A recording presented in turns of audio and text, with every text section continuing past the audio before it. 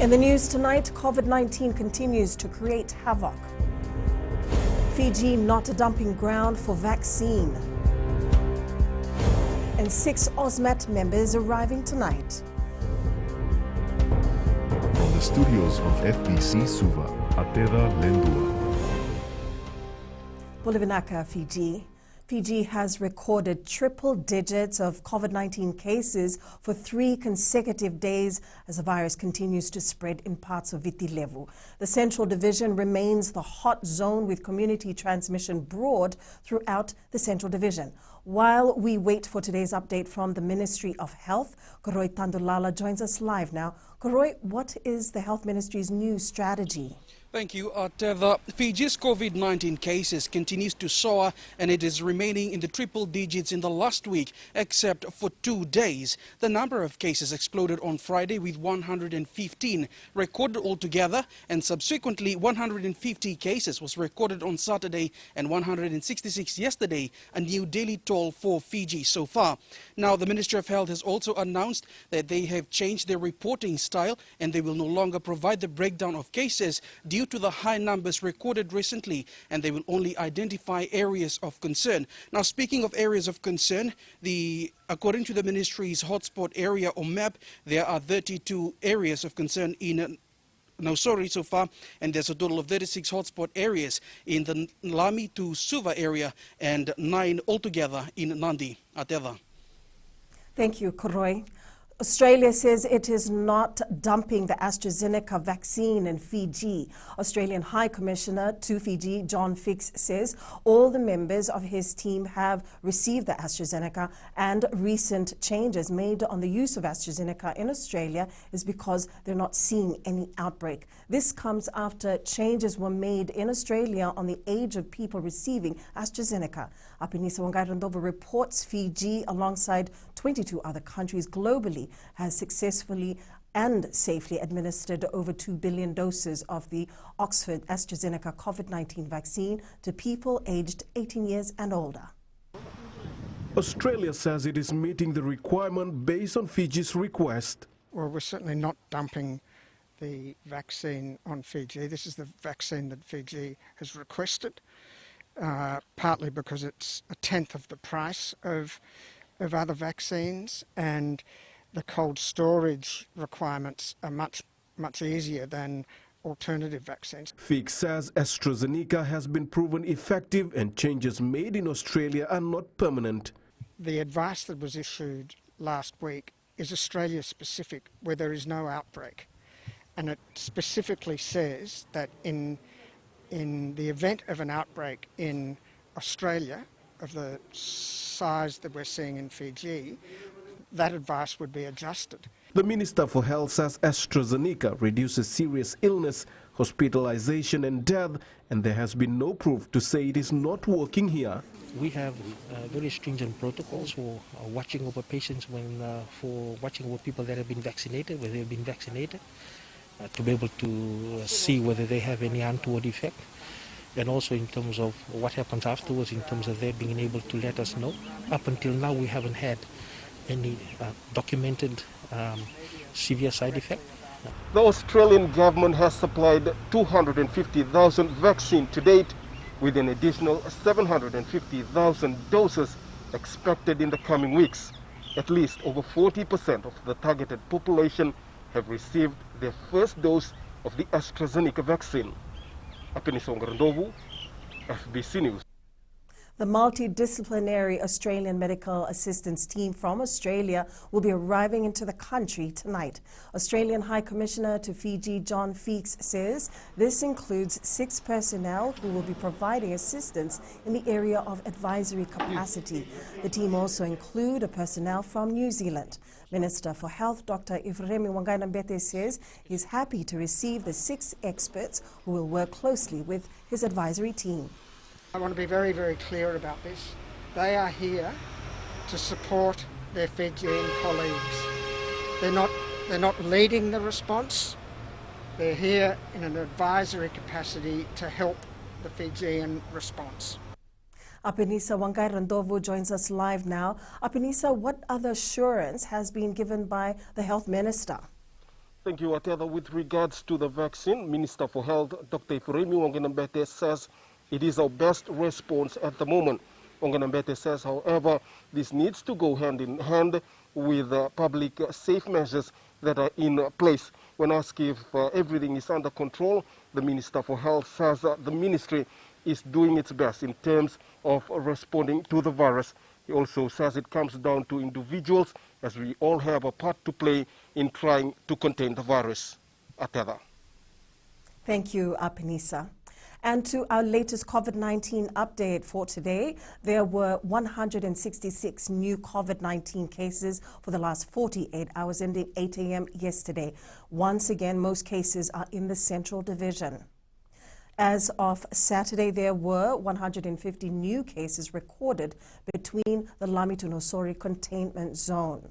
Fiji has had 1,894 cases since April, and there are currently 1,477 active cases in isolation as of yesterday, with 431 recoveries in total as of Saturday. The COVID death toll stands at 7 as of yesterday.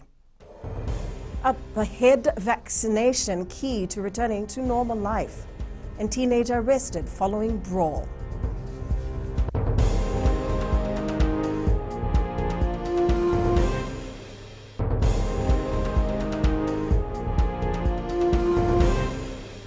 Welcome back. We need to get vaccinated if we need our life, economy and trade to go back to normal. This was reiterated by Prime Minister Borange Bainimarama while speaking during the Radio Fiji One's Nanonde Lalakai program. Bainimarama says Fiji needs the vaccine now more than ever. Senani Boila reports. Bringing our country to how it was pre-COVID-19 depends on all Fijians, says Prime Minister Borange Bainimarama. Be a responsible Fijian. This is what the government needs right now. The only best thing you can do now is to get vaccinated. It's easy and it's free. Bainimarama says misinformation regarding the COVID-19 vaccination will only cause delay in getting back to normal. I urge Fijians in the villages and communities to get the jab and help our Fiji get back on track. The Prime Minister says Fiji will win the fight against this killer virus, but it will only happen if we work together. I know that some people are saying that Fiji is in darkness.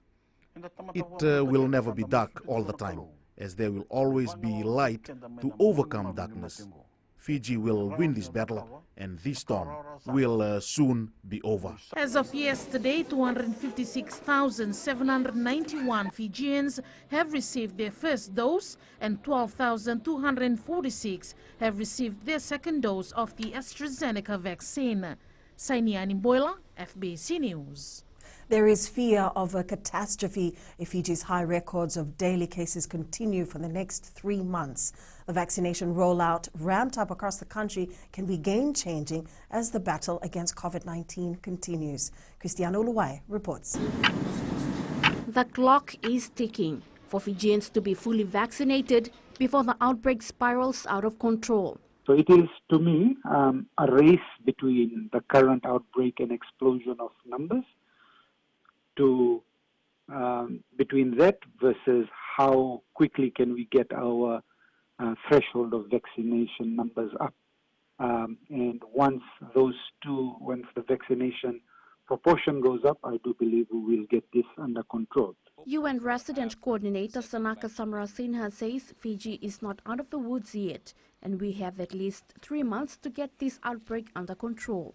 Is that the worst is not over yet. We will see increasing numbers, and we really need to be able to get over the next 3 months or so, get those remaining population vaccinated. Fiji's test positivity currently sits on the balance, fluctuating between 2.5 to 3%, but moving closer to being classified as an out-of-control pandemic with the World Health Organization's 5% test positivity rate benchmark. As of June 18th, Fiji's vaccination sits at 2.1%, more than 75% away from achieving herd immunity. Christiana Uluai, FBC News. More people are expected to be brought in for questioning with regards to yesterday's brawl at G2 Estate in Suva. According to police, 3 teenagers were taken in for allegedly assaulting a 25-year-old man following the deployment of the officers from the Police Special Response Unit and Southern Division. A separate investigation is being carried out as the brawl allegedly started from a social gathering of youths who were in a drinking party. The fact that the street brawl resulted from an illegal gathering is worrying for police, as it could have been avoided if steps were taken to disperse those involved, or the matter was reported to police earlier as social gatherings are prohibited.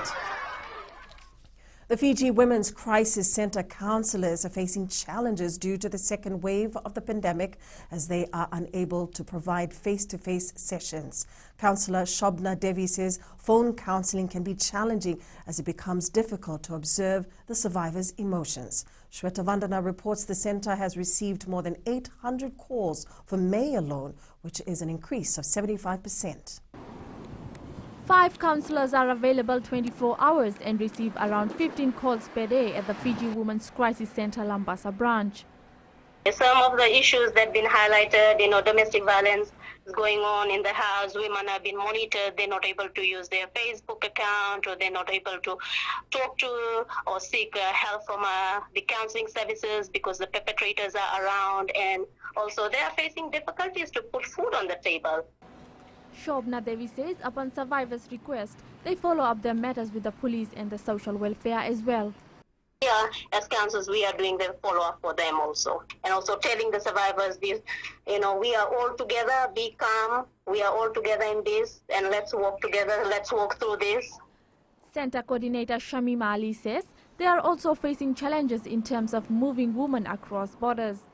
With all the COVID protocols, that these women have to be kept in quarantine for 14 days before they can move from a contained area to a non-contained area. So, finding accommodation for them, finding the food to feed them, and they often come with babies and children. The FWCC is working closely with stakeholders to be able to accommodate the needs of the domestic violence survivors. Shweta Vandana, FBC News.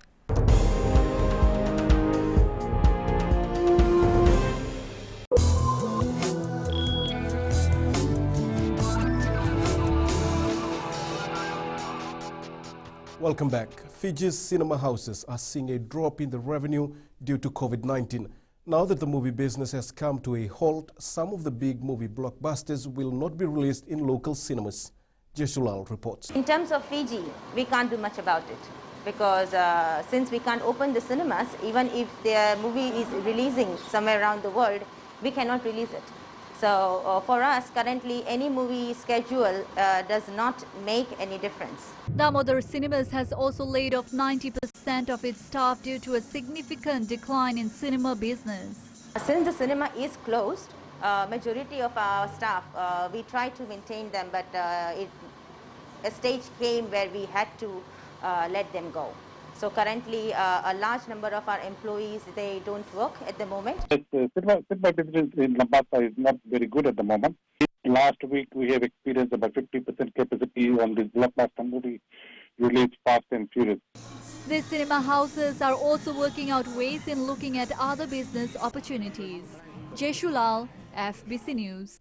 The 2021-2022 national budget will be announced on the 16th of next month. The announcement will be made at 7:30 p.m. The government has been conducting budget consultation in the past months via online platforms. The Minister for Economy is still conducting virtual consultation. Here are the local exchange rates as set early this morning. The Fijian Sangamoli gained against our major trading partners, the Aussie and New Zealand dollar, while it declined against all other currencies. On the commodities market, a mixed day. Crude oil rose significantly, closing at $71.94 a barrel. Gold dropped further to close at $1,775 per ounce, and silver continued its dive, ending at $25.99 per ounce. And Sinifa from HFC Bank joins us now with the latest from the money market. Good evening. A quick update of the South Pacific Stock Exchange for last week. About 17,500 shares were traded in 7 transactions, valued at around $11,307. Following these trades, the market capitalization for the week recorded a decrease of 1.02%, closing at $3.25 billion. In the foreign exchange market, preliminary Aussie retail sales for May drops below 0.7% market consensus, while the People's Bank of China kept benchmark rate unchanged near 3.85%. The US dollar held near multi-month peaks against other major currencies today, after the US Federal Reserve surprised markets last week by signaling it would raise interest rates and end emergency bond buying sooner than expected. Given the lack of major data and events, the risk appetite is likely to remain sour ahead of the US session, when the Chicago Federal Activity data and Fed speeches may offer fresh direction to the market. That's all for now from your HFC Bank, Vinaka.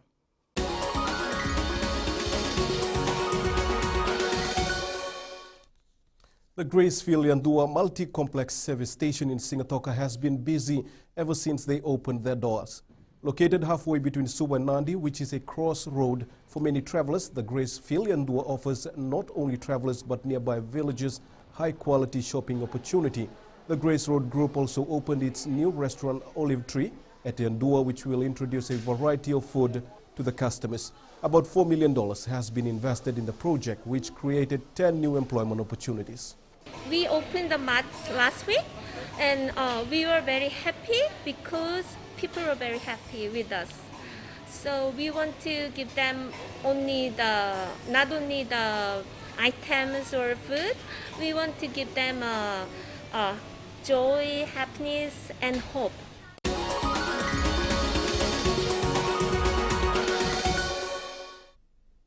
That is the latest from my end, but coming up after the break, woman depends on farming to support family. Stay with us.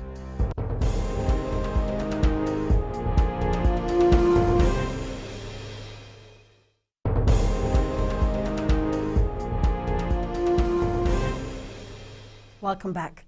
As COVID-19 and climate change takes its toll on low-income households, many families are now relying more on the environment and natural resources for survival.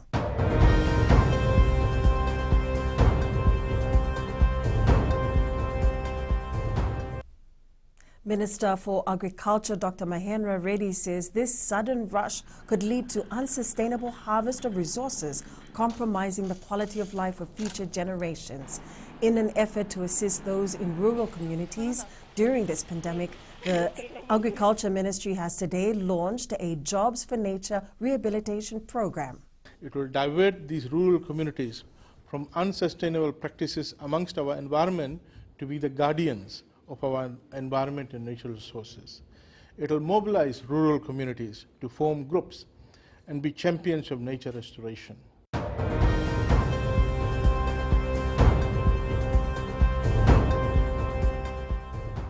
Fiji National Provident Fund members who missed the first round of the lockdown round 2 payment last week will receive their funds tomorrow.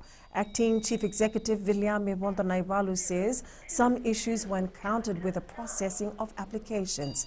Naiwalu says these members had submitted their applications before June 11th. Members who applied for Phase 2 Round 6 before June 11th also did not receive their first payment last week.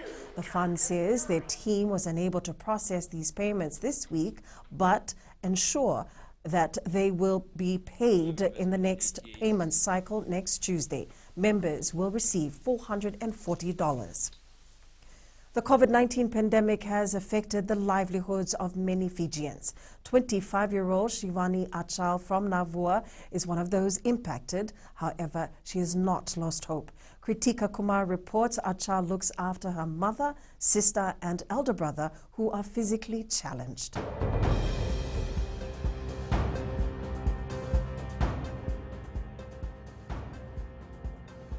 Due to the pandemic, a lot of people have restricted outsiders from entering their premises, including vegetable sellers.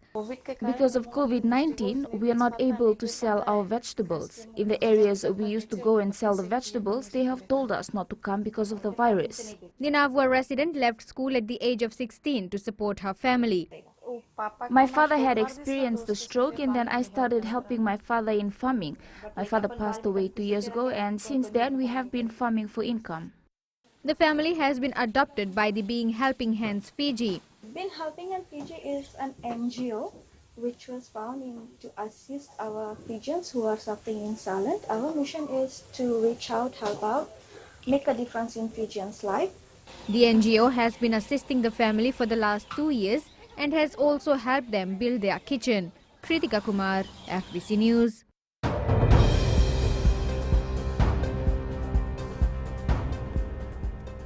And now to sports with Jamie.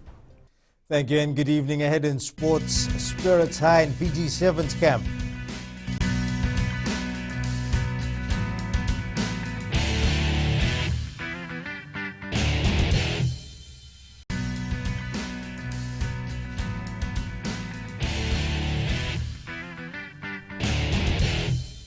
Senior players in the Fiji Sevens side have taken a lead role to keep players focused and in good spirits while being away from their loved ones for an extended period of time. The national side moved into camp before the second wave of COVID-19 hit Fiji, preparing for the Oceania Sevens and Tokyo Olympic Games. As Aquila Dama reports, team captain Jerry Tuwai says everything is going well and they're looking forward to the tournament this weekend. Being away from your family is quite challenging, but the national side has found a way to prevent being homesick. We've been boarding together for a long time now, close to 3 months now, and we have been having meetings and getting together with the boys, and doing activities that can bring us together as a team, and for all of us to look forward.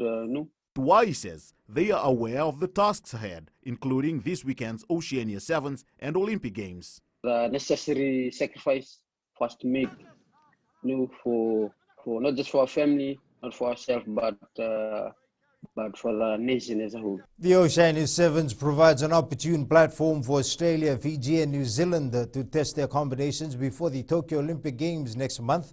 But for the Aussies, it's also a chance to level up to the standards of arguably the best two teams in Sevens rugby. Italy has finished top of Group A at the Euro 2020 after beating a 10-man Wales 1-0 this morning. While Italy was already confirmed for the round of 16, the narrow loss for Wales means they also progress to the next round. Switzerland's hopes of remaining in the Euro 2020 Championship is still alive after defeating Turkey 3-1 this morning. However, they will now have to wait for the group games to be completed to see if their efforts will be enough to send them through to the next round. A fifth 5-wicket bag from Kyle Jamieson has put the Black Caps in a dominant position heading into Day 4 of the World Test Championship final. Jamieson took 5 for 31 to help dismiss India for 217 before Tom Latham and Devon Conway got the Black Caps innings off to a strong start.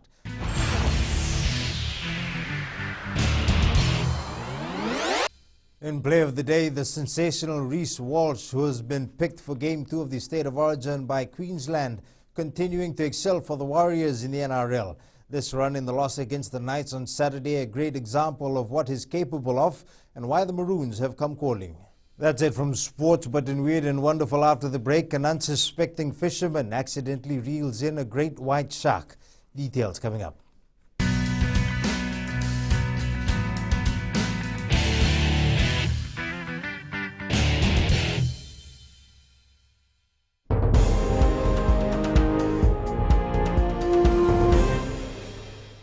Welcome back. Just new to hand, the Ministry of Health has recorded 126 new cases in the 24-hour period ending at 8 a.m. today with another death. The deceased is a 42-year-old man who was admitted at the hospital with leptospirosis. Permanent Secretary for Health Dr. James Fong says he also tested positive for COVID-19 during his admission. His death is being investigated by his doctors to determine if it will be classified as a COVID-19 death.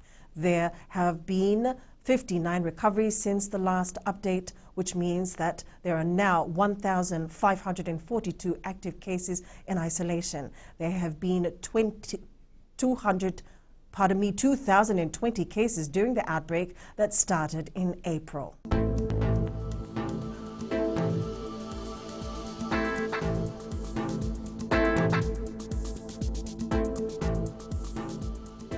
Time to look at the weather as we start another week. A trough of low pressure is expected to affect the group from Wednesday, meaning more cold nights and even rain. Now to the west, mainly fine but we'll have the usual cool nights. Eastwards from Pekhaba to Suva, sun was out today, but brace for the cold frontier heading our way. Moving further to the north, some showers and this is expected for a few days. The places we will be checking out is Suva, Lautoka and Savu Savu. The feeling was similar with all three centers and Billy here felt a bit under the weather too. At sea, moderate easterly winds and moderate seas. Turning to the tides, the next high tide is at 3:26 a.m. tomorrow and low tide is at 10:14 a.m. Sunrise at 6:36. For tomorrow, mainly fine over most places, cool nights. And looking further to Wednesday, expect showers spreading from the south, cool at night. The beautiful sunset from the Lautoka city by Ashmeet. Remember to send us pictures, send it with a small description to our FBC News Facebook page. That's all from the Weather World. It's back to Atada.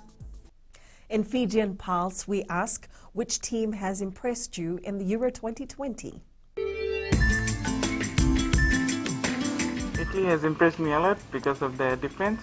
Currently, they haven't conceded any goal, and that's quite remarkable. Belgium, because of the defense, attack, and the midfield is really good. Italy has impressed me a lot.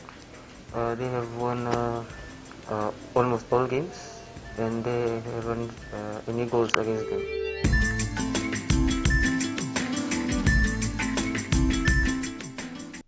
Recapping our main stories, COVID-19 continue to create havoc.